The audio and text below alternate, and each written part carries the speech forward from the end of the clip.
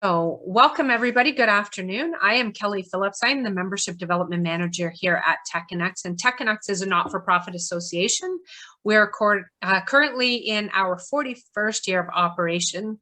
And as an association, we're focused on being a support community for businesses within the tech industry. TechConnects is the leader in peer-to-peer programming, running a series of peer groups every month with a strong focus on personal, professional, and business growth.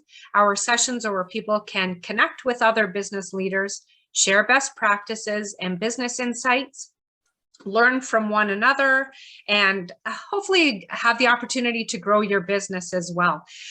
Please reach out to me if you're interested in attending any of our peer groups. We will be running through the end of June, and then what we do is we start back up in September as well.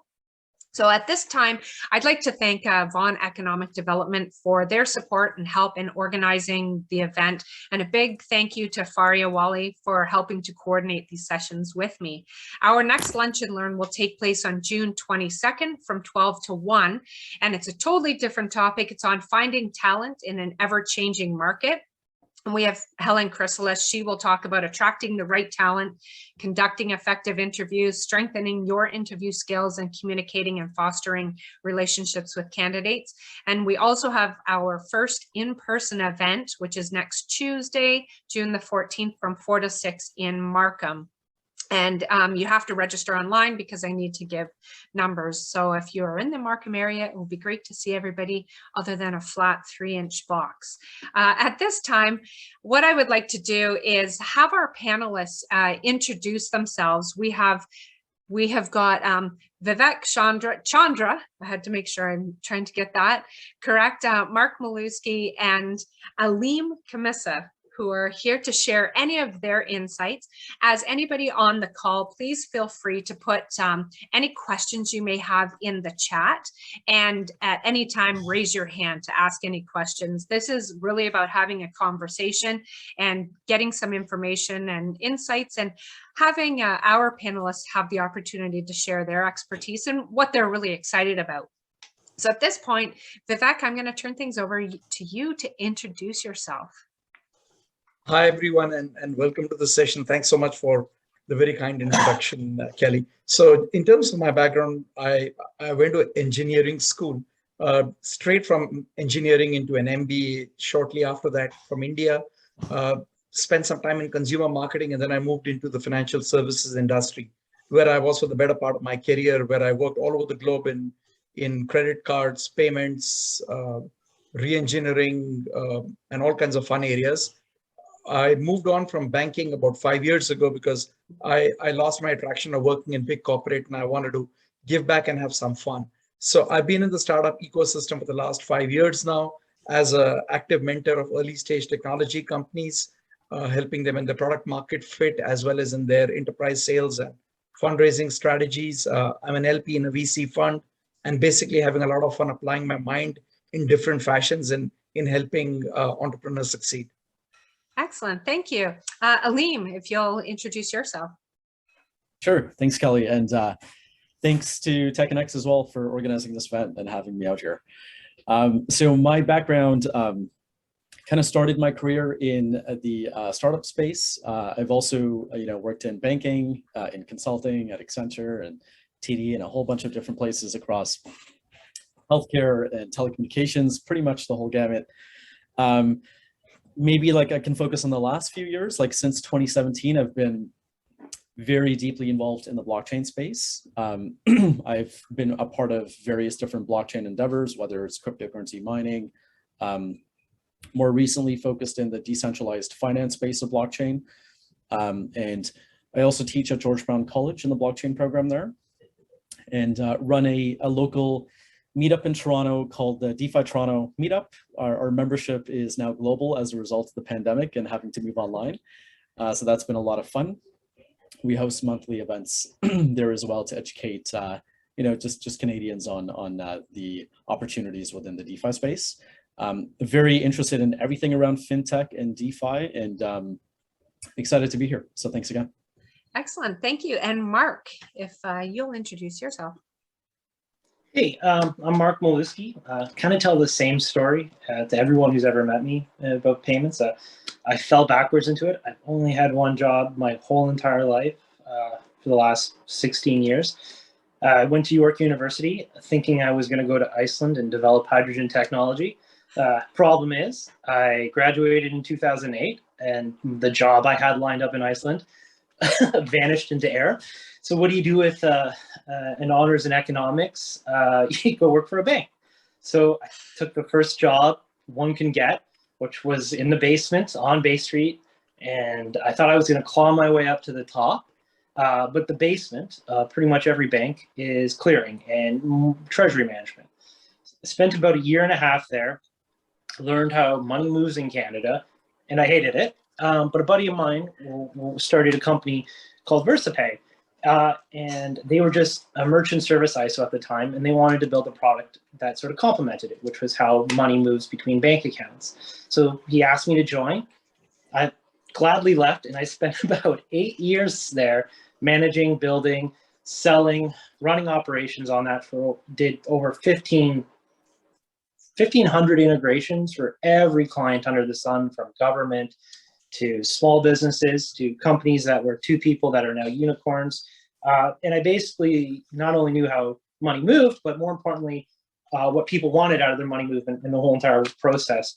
Was there, when there was a time I was able to get bought out, I moved to the Maritimes, where I said, hey, I'm going to build open banking and instant payments before everyone else.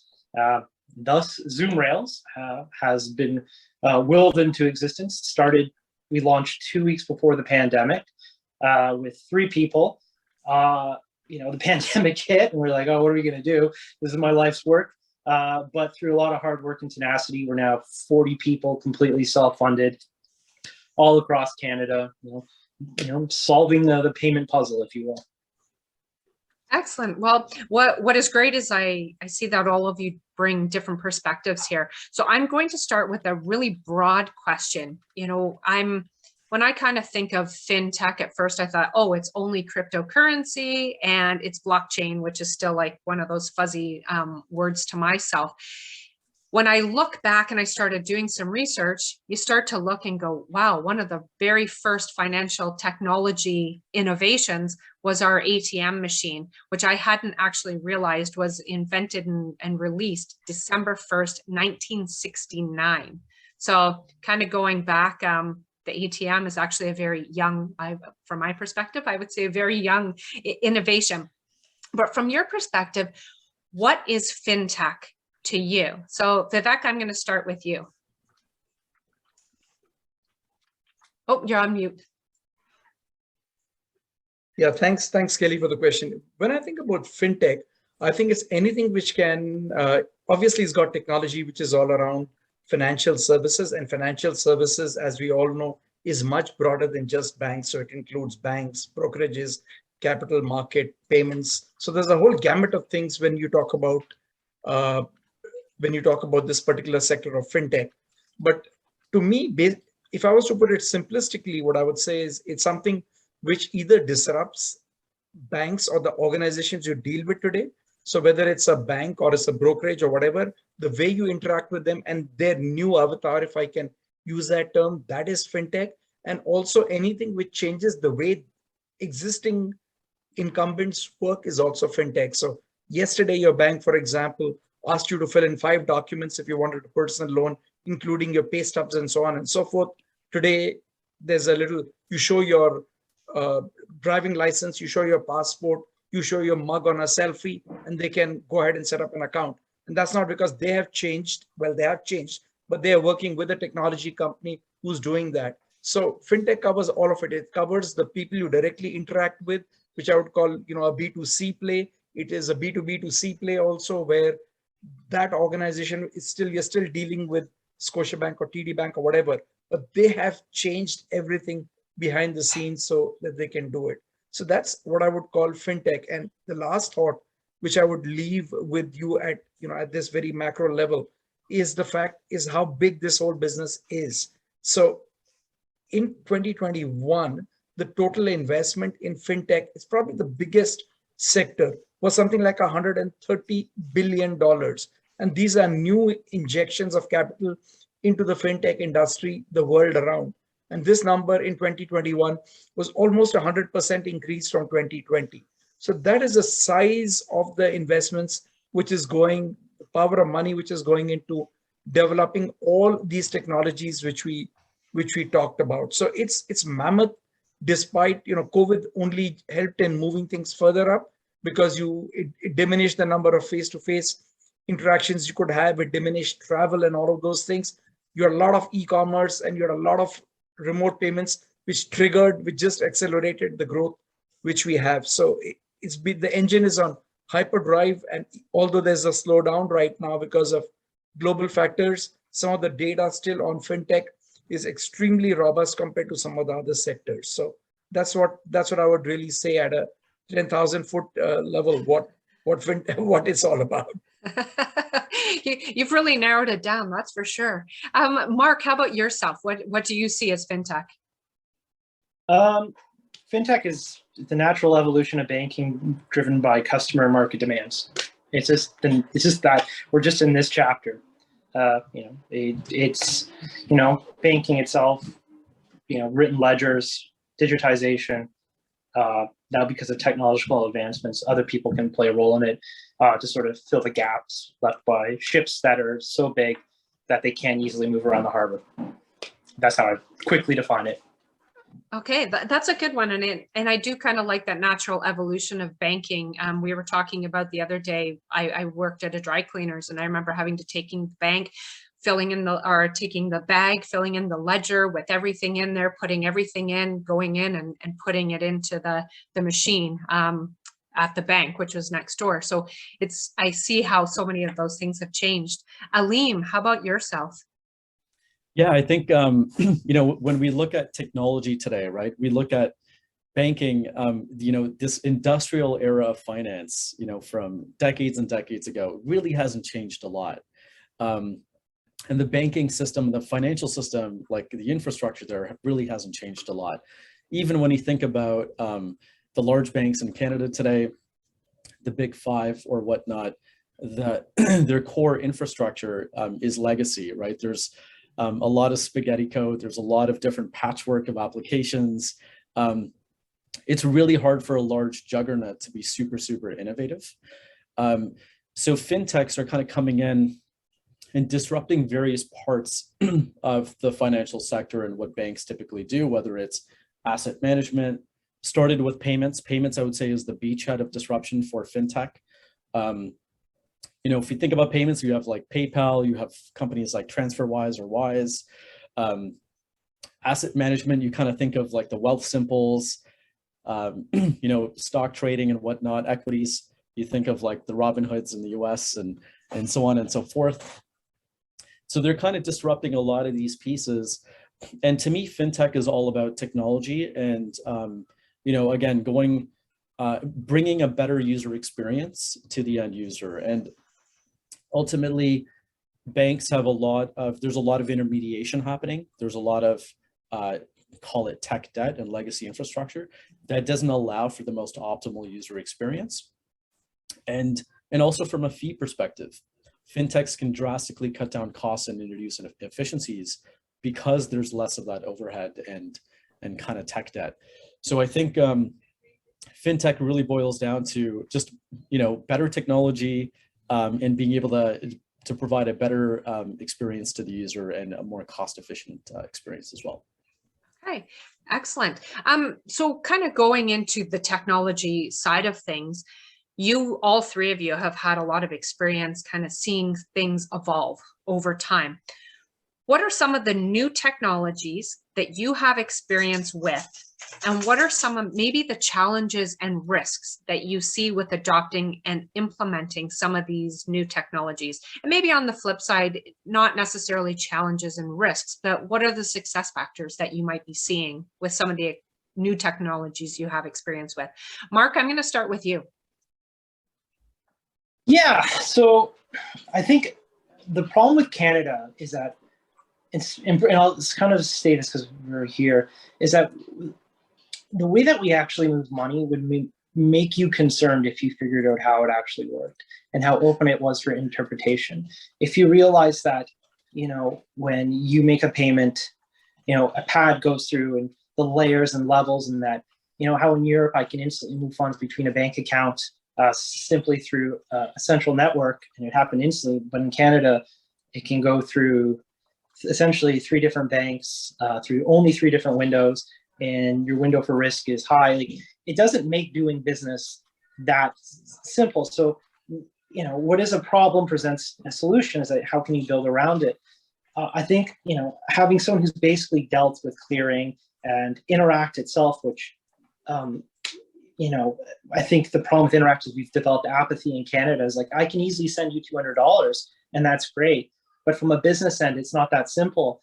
And so we kind of like, oh, yeah, we have instant payments, but I can do it personally. But it really creates a problem. Is that's a gated network. That's a network that is controlled. We paid for that as taxpayers. It was a not-for-profit. Now it's a for-profit. That means if you want to start a bank tomorrow, you can't get a share certificate to use Interact. So we have a level of gatekeeping plus a level of, like I said, slow-moving ships that hinder the growth. So companies like mine have to build around it. And right now, if, in particular my industry, since 2017, they said they were going to revamp that underlying infrastructure, and they haven't. And I think, to really harp on that, we are the worst in the world, with the exception of some Central American countries who move money. And it's only by the fact that Visa has some legacy product that they don't even really know how to use, and kind of just released, and we picked up on it, that we can do some of these functions. But I would encourage people to look at some of the stuff between EFT clearing and sort of scratch your head and say, hey, this is how business have been operating for the last 25 years. Okay. Alim, yourself. Yeah, I guess in terms of some of the bigger opportunities, like kind of going off of what Mark said, I mean, payments is kind of a little bit of a mess, right? We have Interact, we have different payment rails across the nation. We have centralized entities that are being used for settling large transactions, like the Large Value, I think, Payment Network and others through the Canadian Payments Association. There's a lot of kind of, I like to refer to it as spaghetti, and it's not as seamless and intuitive as one might think. There's a lot that goes on under the hood. To me, one of, I'm gonna offer the blockchain slant in this conversation. To me, the big opportunity here is using decentralized entities, right? Decentralized networks to process payments and to offer other financial services. So the very fundamental use case in DeFi, going back to payments, is how do we move money around? As Mark pointed out, it's a very convoluted process under the hood in Canada and many other nations around the world. If we were to employ blockchain infrastructure to do that, I mean, we would now be able to use tokens and stable coins. Call them, many of you have probably heard of like USDC or USDT or different crypto stable coins. And now we don't really have to worry about different interfaces and different types of standards for processing payments cross-border and around the world. We have universal standards for these tokens across blockchain networks, and it enables almost the instantaneous movement of money across the world. Today, if you wanted to send a wire transfer, it is highway robbery, right? I mean, we have to spend $50. It takes potentially up to 5 business days or longer for that transaction to traverse through your local networks, then the SWIFT network globally, and then the recipient bank on the other side has to process it. There's a fee there too. It's highly, highly inefficient. There's a lot of different standards. With stablecoins and blockchain infrastructure, you can enable payments globally in the blink of an eye. It's all a single unified, interfaces that allow and standards that allow for that to happen. And you mitigate the massive fees that are associated with that. So I think back to countries like the Philippines, where there's a lot of money moving into the country. There's a lot of people sending money back home, and effectively, like, if they have to spend somewhere between like 2 and 7% of the value of that transaction just to send that transaction, it's highly inefficient. So I think blockchain infrastructure, looking to the future, is already starting to pique the interest of governments. MasterCard, Visa, already looking at blockchain rails to facilitate payments. The Canadian government is already looking at a central bank digital currency, which will facilitate more efficient payments between businesses and consumers. So I think all of the wheels are already in motion. It's just about getting alignment amongst industry partners and stakeholders to adopt this new tech. Okay. And it's interesting you say that, because I know I've just even been challenged in the last little while. I have kids that go to school in the US and having to make payments there, and the phenomenal or the extra fees on top of what you pay. So maybe I'm looking forward to that. Vivek, you come at it from a different perspective, because you're seeing things with startup organizations and you're advising on different things. So what are maybe some of the new technologies that you have experience with that you're seeing here? I think the area which is catching the most focus from payments undoubtedly has been covered up by Alim and by Marc, and it will continue to be an area where, whether you go the crypto route or you go with better payment rails, which the Canada regulator has been trying to do for a while, all of that has got to evolve. There are no two ways about it. The technology which fascinates me a lot more is the entire artificial intelligence and the machine learning aspects of how this is permeating different facets of technology within fintech, whether it's stuff like how to identify a person based on a driving license held in a particular light condition, to a situation where you're trying to optimize as a bank. You've got millions of card members and you want to call them out. You want to figure out who's going to pay you, who's not going to pay you, and how do you call the right people? Do you text him or do you call him so that you don't bother him the most and you still get the reaction? So to me, the AI ML part is an extremely exciting part, which is now being increasingly coming into focus. And the challenge there, I think, is not so much what I would call the pure modeling aspect. So that, I think, technology has gone ahead a lot. So when it comes to a lot of routine applications in fintech, the technology is in place. The challenges which come there are around data and clean data. So being able to work through all of that stuff so that your models are, all of us have heard the term GIGO, right? Which is garbage in, garbage out. So whether it's a large organization or a small organization, the quality of the data, they don't focus enough on people who manage the data, ensure that the right thing is pulled out and then used for the modeling. That is what screws things up. The second element, which goes kind of hand in hand with that, is the whole thing around biases. So biases are so very important as we develop our data models. And I'll just throw a classic non-fintech example about facial recognition, which was developed by a really high-tech company based in the Bay Area. They did phenomenal work. What they didn't realize was that their model was created on millions of YouTube clicks, and they basically landed up picking up a lot of just white people in their data subset.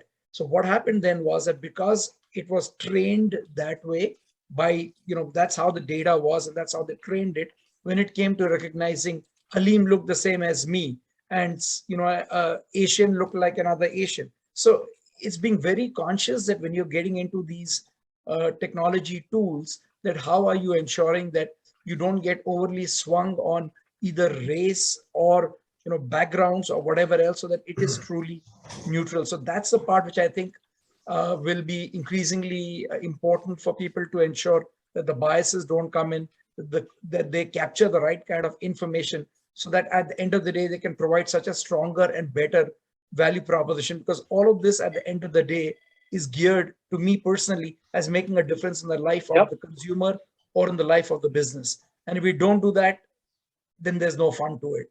And to do that, to make that happen, we need these enablers. Well, and that's a good point. Kind of leads me maybe into my next question. I'm going to jump things around here, because you're just talking to make sure that, I like your clean data analogy, and making sure that things are are correct and you're gathering all the right things here. So maybe from this perspective, what are some factors that entrepreneurs and small businesses need to keep in mind when entering the fintech sector or even dealing with it? And what are some strategies that can be employed to ensure that the solutions that they're putting forth can be adopted and implemented effectively?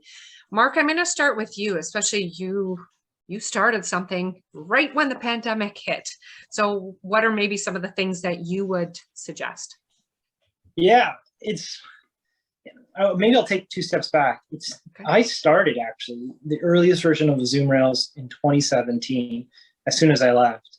And I went to a pitch competition for funding, and I said, hey, I actually have a way to do open banking and instant payments, and I don't need the government or the banks to do anything. And when I walked into that room and I showed it how it all works, I lost to a bone broth company. So for 2 years, I was like, this is like the most important thing I can see. It's what empowers. And I didn't let go of it because I believed in my heart of hearts, like it was needed.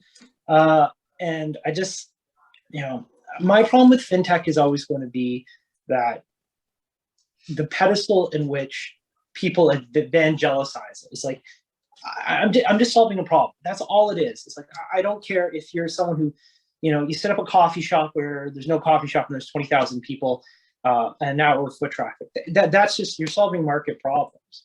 And so to me, all I just is like, I don't, I live in the Maritimes. I'm a bit of a hermit, so kind of maybe tell you a little bit about this answer, but it's just products. It's just, what problem are you solving? Where do you fit into the market? And that's all it is. Like, it's just like, that's why, I've told everyone it's problem solving, especially with payments. You're, like with the thing that makes our product unique is we incorporated open banking, which is the whole idea is if you want to move funds fast, you got to adjudicate for risk. We don't even call it payments anymore. It's a financial interaction. The whole idea is that people don't want to go into a bank as much as they do to get a loan or to apply for this or get insurance. How do you digitize something? So it's just problem solving because we want to enable other businesses to distribute wire. So in terms of like being an entrepreneur, my advice is you're just a problem solver. And even if you think that your product is the problem solver, you're going to quickly find out that 90% of the problems you have to solve aren't necessarily the market, but everything else around. No, good point. And what I like to is a lot of times you do have to fall in love with the problem and not necessarily your solution to be able to come up with that. And your kind of advice around not giving up when you believe that this actually is a solution, kudos to you. That's great. Vivek, I'm going to ask you, because you're working with a lot of entrepreneurs, you're working with some startups. So what are some of the factors that you see? I think I'll take a slightly different spin to this question, and I'll talk not about a fintech company per se, but I'll talk about a business, a Joe Blow business, which is trying to figure out how fintech plays into them. So whether you're a store selling candles or whatever you may be doing, how does fintech impact them? So what I would say, the first thing which they need to be aware of is that what is it? And I reiterate the point which Mark made, is that what is your consumer looking for? So whether you're that little candle shop, the need there could be that you want an online presence, you want to have a website, you want to have a payment mechanism by which a person can pay not only Visa, MasterCard, but a person can remit you money through EFTs from the US or from London or whatever it is. So that's the first thing, that what is the need of your customers and how can you meet that better? The second thing is whom can you partner with or what solutions you can buy. The key thing in the fintech ecosystem today is that there are lots of players who can very beautifully solve certain specific consumer or business problems. And that's what you need to figure out, that for your business, once you've identified, you need to do 1, 2, 3, 4. So for example, if you're a business who's sending out 20 payments to suppliers and you're getting 15 from people whom you sell your product to, and you're paying $50 to Alim's point on each of those remittances. And for doing that, you're standing in a queue or you're paying your checking banking fee for being able to get that access. So now that's the problem. And don't try to create the world. Look out for some of the world-class solutions around it. And you'll find people like Zūm or Pluto. There's a whole bunch of companies who are doing really good work in this space, and figure out how you can buy their products and use them. So identify the problem. What is it that you want to do with your consumer better? Identify who are some of the better players in the marketplace with whom you can align and interface. Those are, I would say, some of the critical things. The last thing which I would say in terms of a business who's trying to get into or align with a fintech player is data and security. So typically, as you're getting more and more into working with fintechs and all, just be conscious that you're becoming a more digitally mature business. So whether you're a manufacturing business or a store or whatever, now you're relying more and more on data. So you now need to be equally sure that when you're getting your accounting system, talking to, let's say, Zūm Rails and talking to so-and-so, that your own system is relatively, from a cybersecurity point of view, much stronger and much less vulnerable. So you need to worry more about those facets. You need to worry about database permissions. So if you're going in for a whole bunch of digital marketing and you're working with players in that field, you need to be sure that you got rules that each time you're dealing with a customer, you've got their permissions and so on and so forth. So the whole thing around permissions, security, and all of them become that much more important for you as a business to be able to fully take care of before you start working with a whole bunch of fintech players and, I would say, hypercharging your business. So that would be my kind of 2 cents worth in this area. Excellent. Thank you. And Alim, how about yourself? Yeah, I guess around the opportunities for people in the fintech space, I think, Vivek touched on an important point, which is just around data. And there is, an abundant amount of data coming from users that are using different products and services. And I think there's a lot of opportunity around kind of extracting data insights, providing a more personalized experience to your users with financial services. And Vivek touched on another thing around like the use of machine learning and artificial intelligence. It's being widely used today across the fintech space, right? And even if we think about like investing, right? Robo-advisors and large automated asset managers, again, I'll bring the Wealth Simple example. They're using machine learning algorithms and AI to kind of make an assessment around level of risk. And, and on the investing side, using that technology to really generate alpha, to give their clients an edge on their portfolios, right? And being able to meet their expectations. So I think machine learning and AI is going to be a huge aspect of what future entrepreneurs do within the fintech space because of the abundance of data and how you can kind of offer or, maybe create a competitive advantage by using that data. But I think, like kind of looking a little bit more outside of even our bubble, let's say here in Canada, we're kind of handcuffed a little bit. Mark talked about this, the idea of open banking. There has been a shift. I think the Canadian federal government just appointed a new director of open banking, someone who's an ex-PwC guy. But it's been a very, very slow, I think, arduous process. And you look to other jurisdictions around the world where, because there maybe isn't a ton of financial infrastructure, they kind of have to leapfrog with fintech directly. And I look to like Africa, for example, or Asia, or even Latin America, where we're starting to see massive, massive startup booms across fintech. And I also do some angel investing on the side, and I focus exclusively on developing markets where you can take an existing business model that's worked really well in developed countries and kind of rinse and repeat, with some tweaks, of course, in those areas.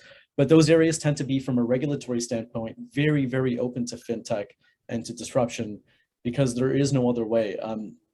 The existing infrastructure is either super, super old legacy or doesn't exist. You don't necessarily have a bank in a rural area in a village in Africa, but they do have cell phones where they can interact. If they have an internet connection, they can interact with financial applications and the system that way. So I think there's a lot of opportunity even outside of developed countries like Canada. The fintech space here is very, very saturated, but there is a lot of opportunity. I think with the advent of open banking coming online and kind of forcing large legacy giants like your banks to open up through open APIs and provide user data at the request of their users to fintechs to be able to provide a better user experience to their end users. I think that's going to open the door for a whole nother wave of fintech in this country. But in the interim, I'm really excited about what's happening outside of Canada and looking at developed nations where, again, they're leapfrogging. So that's really cool to see. Excellent. Okay, I'm going to ask one more question, which actually ties into a little bit of Ron has typed a question in here, and then I'm going to open it up because I think Graham is sitting there at the edge of his seat with a lot of questions. So we'll open it up to other questions that people have. But here's my question here. From retail banking, investing in wealth management to lending and payments, what financial sectors do you feel will be most impacted by upcoming technologies, and where do you feel it will have the greatest impact? And I'm going to tie in Ron's question here with where are the biggest opportunities in fintech? So that's kind of all encompassing. You can kind of choose bits and pieces as you see. Mark, I'm going to come back to you and start there. Okay, you want me to answer? All right. Yes. I think there's like the opportunities that are in front of us now, which I believe my company is sort of working on because that's why I'm here. But in terms of the broader scope, I really do believe we're going to redefine what is currency. And I say currency and not money because I don't want Adam Smith to roll in his grave. But the reality is that what we are seeing happen now, and I'm going to go to an example of a home equity line of credit. When that happened, the growth in consumer spending skyrocketed. But what a HELOC represented was your ability to access capital in your house much easier. And the banking evolution is going to change that. And we're seeing that now with crypto. I'm not a crypto investor. I don't spend any time in it. I see the value in the blockchain. But I also feel like there's an uphill battle regulation-wise. I got from the Bank of Canada and FinTech, they're going to regulate DeFi, and it's not going to be as simple. But I think what we're going to see is that how you think of a transaction and what you use to transact is going to change.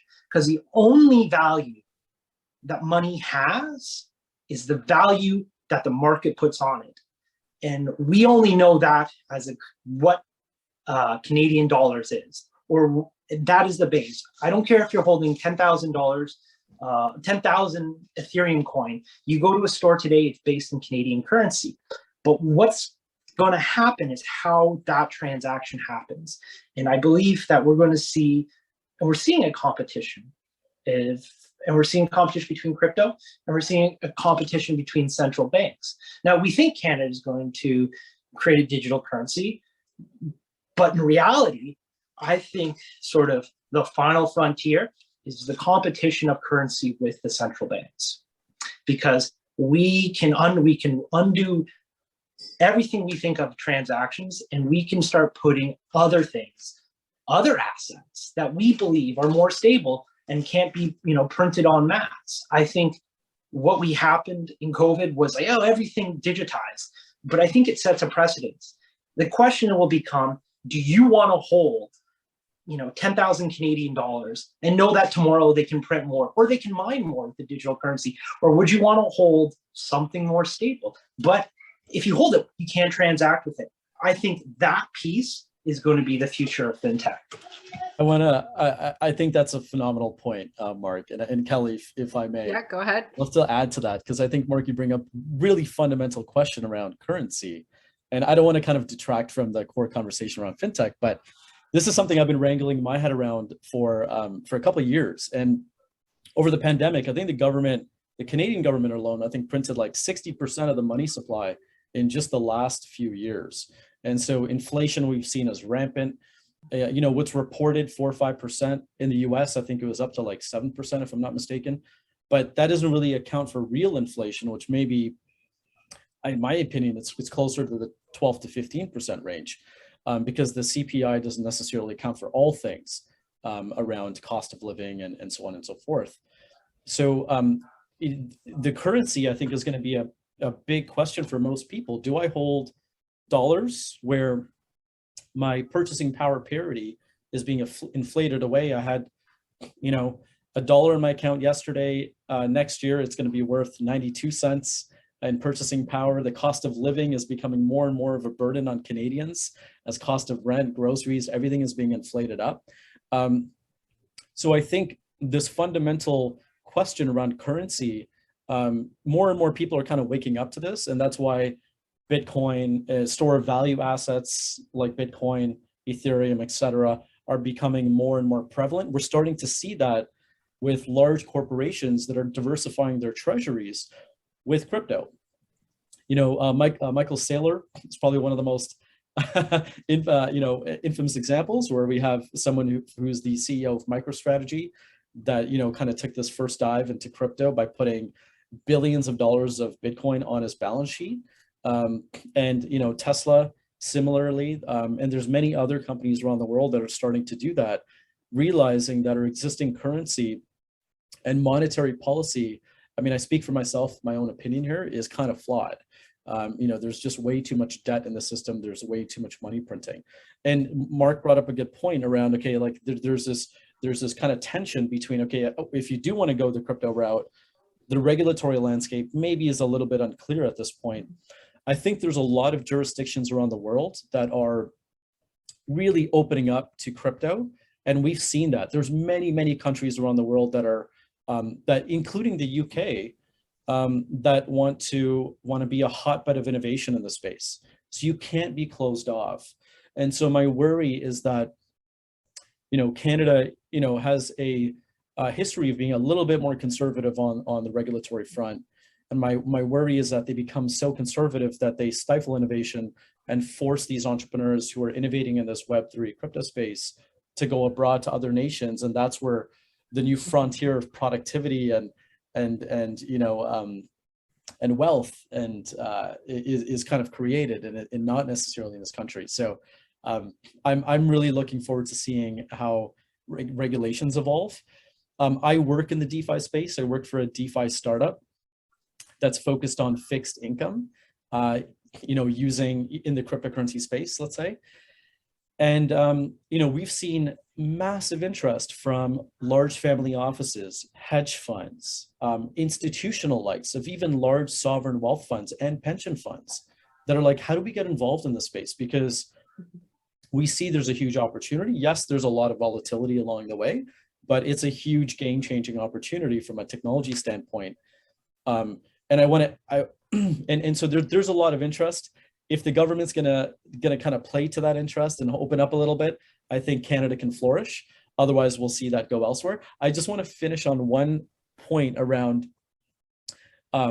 another opportunity in the space, which is like kind of the tokenization of assets. So bonds, stocks, derivatives, even, you know, physical assets like real estate have started to become tokenized. There's a lot of startups around the world that are experimenting with different governments. Today, for example, I'll give you a problem today, like in capital markets.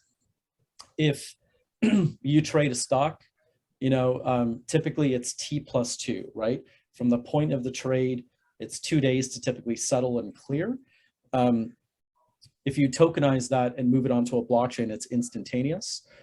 Same with settlement between different banks, intermediary banks, also banks dealing with foreign institutions using Nostro accounts and so on and so forth. You can tokenize interbank settlement to make it way more efficient. You can tokenize a real estate property and move it onto the blockchain to make it more liquid, because now you can also fractionalize that property into many tokens. This is already happening around the world. And I think this new frontier of asset tokenization is going to introduce a ton of efficiency in the existing system that we can't even dream of at this point. So that's a huge opportunity, I think. Yeah, and I'll end with that. Thank you. You know what, when I hear all of your answers, I figure this could be a half-day session or a full day or even a whole week with all the answers that you could come up with here. Vivek, yourself, kind of what do you see maybe some of the opportunities or kind of where do you see things having the greatest impact? The thing which I would be really excited about, which is going to be changing and is already beginning to change, is not, I'll get into the elements of technology, but I won't even call it open banking. I'll call it basically democratization of finance. And what I mean by that is a whole bunch of things. So it means easy access, everything which was sitting behind tall walls, difficult to access for people, simplifying that through different combinations of technology is what I think the most exciting, which is going to happen. So whether it's open banking, which allows a person to interact with one bank and also then interact with his 3 other bank accounts and move money from one bank to another, that's a part of that. It is for the fact that tomorrow, if you want a personal loan, you can just give access to your bank account. Somebody can look at the information there online and say, yep, online, as you're sitting there, you're good for a $20 transaction or a $500 transaction to buy something which you want to at a store. All of that to me is because of different elements of technology. But the overall concept that whether it's on the borrowing side or it's, so borrowing side means personal loans, credit cards, anything you want to do which you don't have the money for today, all of that through technology is being increasingly made accessible easily to you. You're a new immigrant here with a thin credit file, but you have a good cash flow. You have systems, technologies which will catch that and enable you to be able to get the access to money which you need. So everything on the democratization and ease of everything on getting money when you want it. Similarly, on the side when you want to invest it. So today, if you talk about real estate investment, and Ali made a point in a blockchain context, but I'm making it in a much broader context that you know that if you want to buy an investment property in the greater Toronto area, unless you're a really wealthy person, you can't do it.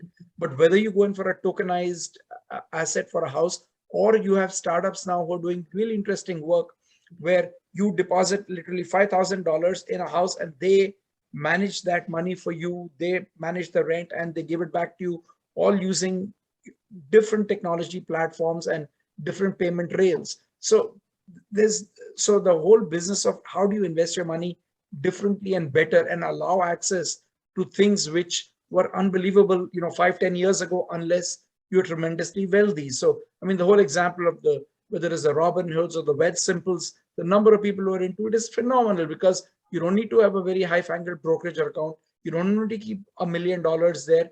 You can access at least limited range of ETFs and so on and so forth. So this is what I think, and the enablers for this are the phenomenal APIs. So, I mean, one term which was mentioned by one of the co-panelists which is this ability of an organization allowing another organization to interact with on a technology to technology basis is really a major enabler. So these APIs that are being done will allow different people to play into this, allow connectivity between banks and others. It could be using crypto, it could be using artificial intelligence, but as a consumer or a business, whether you want to invest money differently, you will have access to different parts. And similarly, if you want to borrow money, it will be available far more easily and with a lot more of comfort. So that, I think, to me is the most exciting thing, which is, all these different things we've talked about are enabling.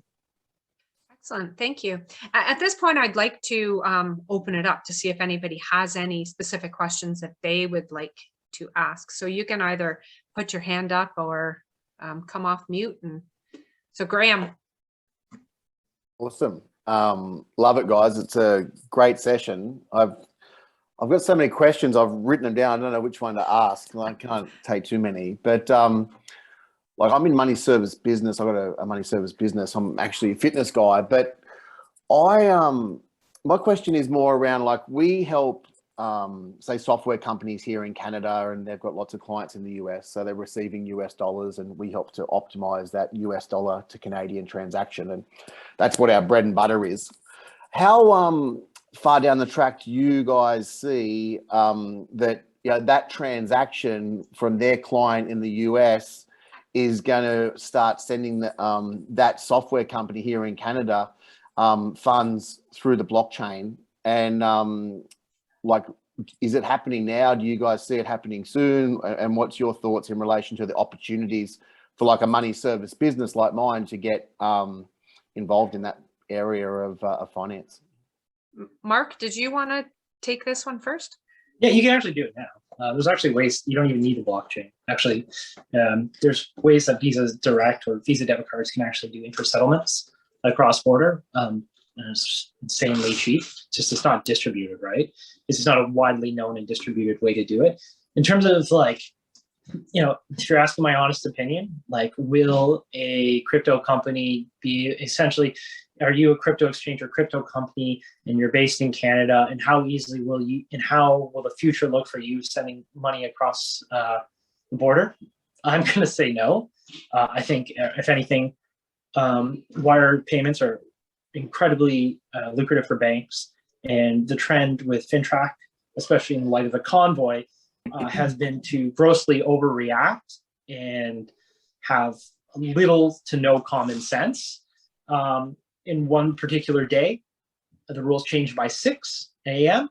and then they were changed back by 12. And these are rules that haven't been adjusted in about 6 years. So the trend isn't, and not to mention, we also have the Retail Payments Act coming into play, which seems to potentially block anyone who might be using the blockchain or has some rules that are pretty questionable and not accessible. So yeah, I think, the question is like, will a bank open an API, or is Visa going to make it more cost effective, or MasterCard, because they already have the network that exists today? That would be my honest answer. Okay. Alim, you came off mute. Did you want to add to that? Yeah, sure. It's already being done today. I mean, there's a lot of companies out there that have adopted stable coins for payments, as I mentioned before. There are companies right now in the US, I will have to look up, I was trying to look up which one, because this was from a few years ago, but they basically do B2B transactions. They use crypto as the main rail. So they on-ramp your crypto, your fiat currency into stable coins, send it via stable coins, and on the other end back into your local currency. MasterCard announced last year they're going to be using blockchain rails to allow users to transact and to send money. That was announced, I think, in late last year. Visa is going, is also down the blockchain rabbit hole. I think every rail is going to be transformed in one way or another. The key is there demand for faster, cheaper payments? Yes, there always is. And so the technology is there right now to meet that. To Mark's point again, around the regulatory compliance side, when you're moving money into crypto and out, there's often KYC AML requirements when you're on-ramping and off-ramping currencies. So right now, I think that's the next evolutionary phase of crypto, where they're starting to play more compliant and according to local regulations. But there's a lot of fintechs out there, like even PayPal, Wealthsimple as well. Wealthsimple, you can use crypto and you can send crypto. It's probably just a matter of time before they open that up for B2B. But yeah, I mean, the means to do it is already there. It's not a matter of when, it's happening right now. Okay. Any other questions? Okay, Graham, I'm sure you have another question there. No, I was going to, this is, and getting my brother who, in the late 90s, he was involved in a business that was very focused on international payments because the banks were charging so much. And so then he found, to Mark's point, a problem that was to be solved, which was paying too many fees. And then he's evolved, and obviously he's grew up in this world that crypto is just gangsters and drug lords. And so I suppose one of the things I was going to ask is, why, that's what his view is. And I suppose I'd like to understand what you guys think about that as a statement and what the future holds there. I'll just maybe chime in with a quick comment. I think there's a huge misconception. There's actually more fraudulent activity and more yeah, more of that happening with cash-based payments today and the existing financial system. It's just a big misconception. You know, there is obviously you know, some criminal activity happening with crypto. I mean, there's a balance there, you know, between making it completely open and having to have everyone, let's say, KYC and follow AML protocols and whatnot, and making it completely open. You don't want to add too much friction, but there's got to be a balance, and that's where regulation will kind of play its role to determine what that balance is. But this idea of, you know, gangsters and drug lords and stuff solely being the users of crypto is completely, you know, false. You have large players, institutional players, enterprises that are engaging with crypto because, again, of efficiency, transaction speeds, costs, and it just makes sense to use crypto to do business and for consumer to consumer as well. So I have the data, and I have a lot of resources that maybe we can connect offline, and I can send you some more articles that will substantiate this claim around it not being used primarily by criminals. But it is a big misconception, and it's really the media that's kind of like hyped that part of the perspective up. Yeah, that'd be awesome, man. Thank you. Yeah, no problem. Vivek or Mark, did you want to add? Vivek, I think. Sure, I can add a perspective to this, and let me add a big bank. Sorry, am I? You're good. Okay, I'm good. So let me add a big bank perspective to it, where I spent a lot of my life, and I keep talking to all people I know in banks, and their perspective around this is a little different. And their perspective, when you talk about, let's say, the payment rails, everyone knows the existing rails are not great. So there's a lot of costs and a lot of friction because a bank in Canada deals, if you want to send money to, let's say, a bank in Philippines, they may not have a correspondent banking relationship with the bank in Philippines. So they deal with the bank in New York. The bank in New York deals with a bank in Philippines. That a bank in Philippines deals with bank C in Philippines. So money is going through 4 different parts. There's messaging happening through SWIFT. There is actual balance transfers. There's reconciliation. There is anti-money laundering. All of this jazz which is happening right now. So they understand that if they can use this to substitute all of this crap which is happening with the blockchain thing, they have an opportunity to save money and make money.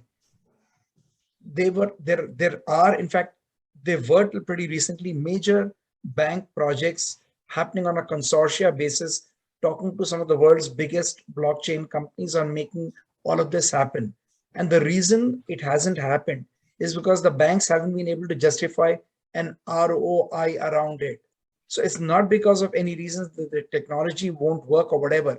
It's just that they have wired the systems in such a complex fashion over the years with which technology interacts with which technology and where, and it's all there and it's all working, and it's ensuring that billions of dollars move through. The cost associated with making that change at this point of time is not seen as a good enough thing. So it's nothing to do with the reliability, very little to do with the reliability, very little to do with the scamming.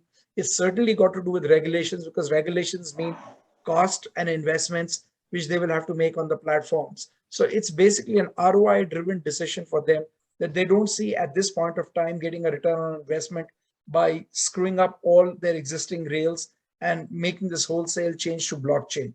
So I think definitely there's a case it'll happen, but at the end of the day, till there are other independent players who kind of make this happen on a frictionless basis and then put the pressure back onto the big banks to provide them with a fait accompli that, buddy, you don't do it, we're going to do it and we're going to make it happen. So that's the way I think it will happen, is that there'll be lots of smaller organizations who will probably start doing these money transfers, which could be completely blockchain enabled once regulations allow it a little bit more than what they are right now.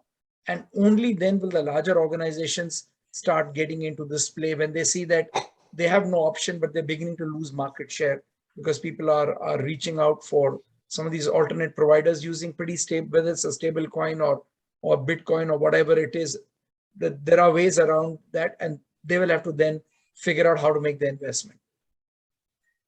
Thanks, Vivek. I know we're at the top of the hour and there's still a few more questions. So if you have time, I would love for you to be able to stay on and and answer any of them. And we do appreciate everybody joining. I would like to thank our panelists for speaking here, and thank you very much, Alim, for the links here. Mohammed, your question. Hey guys, lots of good insights here. Thanks for the info. I guess 2 questions that I have for you guys is: do you guys see, I guess, a government stablecoin coming into play, given we're talking about the stablecoin world? And how do you guys see international consensus coming around when it comes to taking these rail systems and these blockchain technologies and having transactions that go cross-border, not just to protect, the Canadian dollar or, the capital flows that go in and out, but also from a money laundering standpoint and so forth? How do you make sure that, Canada right now doesn't have any international ties with Russia? How do we make sure that the money doesn't disappear into a crypto exchange account over there and then go into the abyss? How do you control the flow of money with foreign governments not having good diplomatic relationships with us and so forth? On my end, I see ransomware and extortion payments coming through cyber attacks, and we're telling companies to tell their banks that the money is being sent through law firms. The law firms are telling them to do this, by the way, that the money is being sent to a business partner for a technology service agreement. Really, you're paying a ransomware payment to get your system back. And that money is disappearing quickly because of international consensus that we don't have with foreign nations.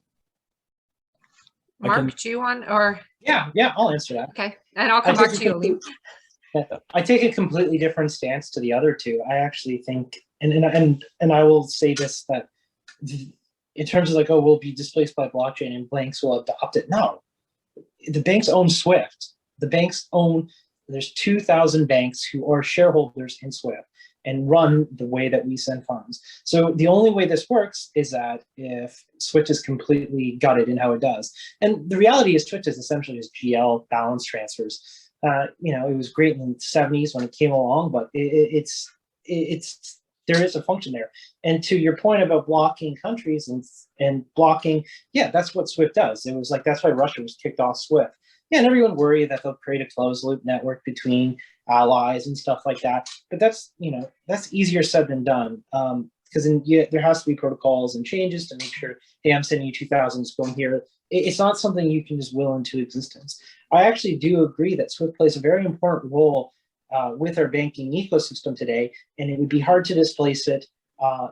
More importantly, I think we're stuck in a prisoner's dilemma where if, it's not great, but there's another competing technology, but that competing technology itself has, whether it's a media underbelly, but the reality is that one of the biggest first use cases of Bitcoin was that of the Silk Road. And that's a hard thing to shed off. That is just unfortunately what happened. And not to mention, you can just take your money and store it in a wallet and it can never be traced. There are elements to it that need to be perfected. There is things that need to happen. And my sort of underlying point is that I don't want my money to have huge volatile swings. I don't like, I wouldn't want to see that my purchasing power reduced by 6% today, and then it goes up another 4% tomorrow. If I'm going to be critical about the government printing money and the volatility of currency, it has to work both ways. So, you can do international transactions and it will settle in a day with the existing infrastructure. It's really just risk protocol. That's the only thing that's preventing that from being a reality. And I think with the advent of open banking and data sharing, that bridge will be crossed quite soon instead of 10 years down the line. But that's sort of my view. I do have to say this. I have to run. I have another call. It was a pleasure speaking to all of you. Hopefully we'll speak again someday. Thanks so much. Awesome. Bye. Thanks, Mark. Take care. I got to run as well, but I want to add a comment there. I disagree with Mark. I think that SWIFT either has to evolve or it will die. This is the reason we have FinTech, right? FinTech players are disrupting cross-border payments today. And with large fees on the SWIFT network, we're likely going to see alternatives that are going to win, against, and many of these I think are going to be stable coins. I also disagree with this point around volatility, hence stable coins. Stable coins, the purpose of them is to maintain the value of the transaction. You don't have volatility because a stable coin is pegged to $1. So there's always that one-to-one relationship. So I think it's a little bit of a misinformed opinion, but I do see what I do kind of understand where he's coming from. But with that said, I have to run as well. And it was a pleasure to be here. Thank you everyone for your attention. And Kelly, this was wonderful. Thanks so much, Vivek. It was great to be on this panel with you as well. Thank you very much you. For everybody and for your questions, and have a fantastic day. So Vivek, Alim, thank you very much. I appreciate that. Mohammed, great question there. And we look forward to seeing you. Faria, thank you for your help as well in putting this together. So have a great day. We look forward to seeing everybody at our next event.